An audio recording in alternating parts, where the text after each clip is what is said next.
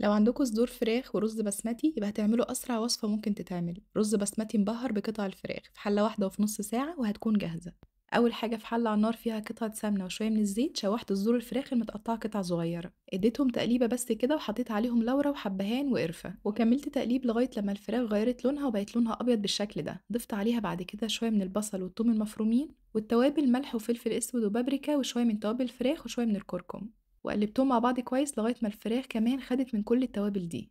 بعد كده ضفت طماطمية صغيرة متقطعة قطع صغيرة كده ومعلقة كبيرة من صلصة الطماطم، وفضلت بقى أقلب فيهم كده على النار لغاية ما السوائل دي خفت شوية واتشوحت كويس جدا. بعد كده ضفت الرز البسمتي، هو مغسول ومتصفي بس مش منقوع ولا أي حاجة.